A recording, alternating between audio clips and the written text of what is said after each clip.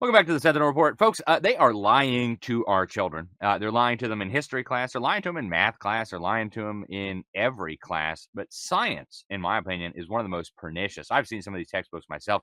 They are abominable. They're filled with lies. And we have a guest today to break down some of these. His name is Brian Lauer. He's a creationist researcher. He's given talks on creation and freedom from Minnesota to Florida in churches, schools, colleges, and conferences. He's got some of his talks up at the Solidify Your Faith YouTube channel. Obviously, it's hard to find stuff when the algorithms are burying you, but go check it out. Brian, welcome to the program. Thanks so much for joining us today. Well, thank you so much for making time, and thank you for being the tip of the spear in this education battle. You're a blessing. We really appreciate it. Thank you, Brian. So you've been going through some of these textbooks, these quote unquote science textbooks. I'm going to call them pseudoscience textbooks, but these are used in government schools all across America, and they're trying to convince our children that they came from monkeys over billions of years. Somehow, slime turned into a fish or something. And you've got specific examples of these errors. Talk to us about some of the egregious ones you've seen. Well, last year I got the passcode to go through our online textbooks, and I found several errors, and I pointed them out to the curriculum director, and she said, "We're just teaching the state standards." Mm. So then I asked her, "Well, what standard says we're 1.6% different from chimpanzees?" And she didn't respond, but the superintendent emailed me saying that they contacted a law firm in their response. So then I went to the school board to see if they would do anything. And a lot of these talks show up on my school board playlist. But yeah, there's 1.6 that's false according to Nature, and NASA, or not NASA, but PubMed says it's 5%, and a brand new one, Nature, just this year came out and said we're about 15% different. And if you want to hear Grok's interpretation of that, go into, I've got a clip of it on my channel, but also go into Answers in Genesis Canada, and you're going to see how that it knows that it's 15%, but yet it'll still tell people as a first-time user that it's 1% because it's programmed to give consensus answers instead of accurate answers. And those Talk with Grok and Chat with Chads, that's on Answers in Genesis Canada. It's very eye-opening on what AI is programmed to do. Yeah. So lies in the textbooks, lies in the AI. Surprise, surprise. And there are actual like fraudulent frauds in these textbooks. One that you and I talked about briefly was Haeckel. I mean, you've got science textbook or pseudoscience textbooks still promoting this proven fraud. Talk to us about it. Yeah, I couldn't believe it when I saw that. You know, it shows how it doesn't matter if you're a bird, a bunny, or a person. You all look pretty much the same on the left there. And those images are real close to Haeckel's fake drawings. And like you said, they don't look anything like each other. They don't look anything like what he drew. And you're right, they were proven wrong over 100 years ago. And I was at the fair trying to show people this, and somebody said they should update their textbooks. And I said, yeah, these are brand new. These are 2024 textbooks. But that's what the standard says. They have to, in Minnesota, they have to say that the embryos look the same, or they go through similar stages, and they don't have evidence for it, so they have to fake it.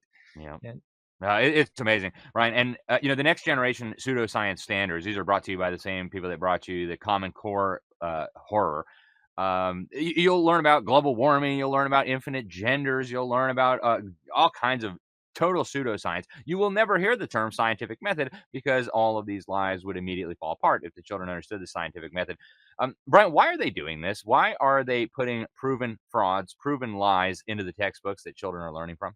evolution and the Big Bang are lies. You can't prop that up with truth. So they have to falsify information to get people to believe it. And this is just a few of them. I've got to go through a lot more of them on a talk that I gave at college, airs in our textbooks on that YouTube channel. But I think why they're doing it is they don't want God.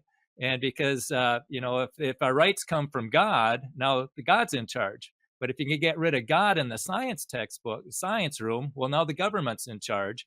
And here's a book by it's called Dumbing Us Down by John Taylor. And he was teacher of the year in New York, about 20 or 30 years ago. And he wrote about how, what we're doing, we're teaching kids not to think so they conform. And so then the government, it's an easier population to control. Because if you have a bunch of thinkers out there, it's going to be a lot harder to control them. And he thinks that genius is common.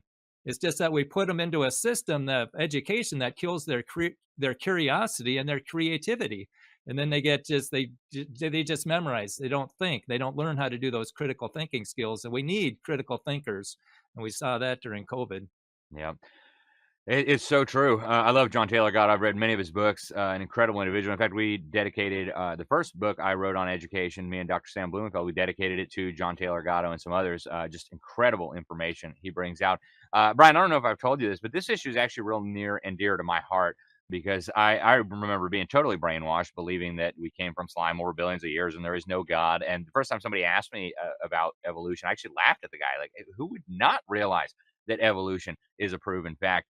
And it wasn't until I saw an incredible individual expose the lies in the textbooks that I realized, wow, I was deceived. And that's really, eating some humble pie. I can't believe I was dumb enough to believe all that stuff. But I know there are many decent people out there who are still caught up in these lies. So I hope we can fix it. We're just about out of time for today, Brian. But final thoughts: how do we fix this problem? Why is it so important that we fix this problem? Well, the key question, if there's no God, ask him, how did life begin? It says, oh, over millions of years, life pops into existence, but there's not a scientific paper on the planet that shows that. And actually, water is an enemy to life. It's going to break apart the molecules faster than they can get put together. And you were lucky. I mean, we need a vast number of people to realize that we've been deceived. When that happens, we can have a scientific revolution. So we just have to get informed and inform others. Good ways to do that are with community action teams or creation clubs, but at least make sure that your own family understands that there's lies here. We need to point them out and expose them to other people as much as we can. Amen. I couldn't agree with you more, Brian. I actually have my own children reading Darwin's On the Origin of Species. I want them to know this fraudulent theory better than the kids coming out of the brainwash camps so that they can have reasonable discussions and show people what a big, fat lie from the pit of hell this all is. Brian, thank you very much for joining us. Really appreciate it. I hope we can talk to you again soon. My pleasure. Thanks for doing what you do, Alex. Thank you, sir. God bless you.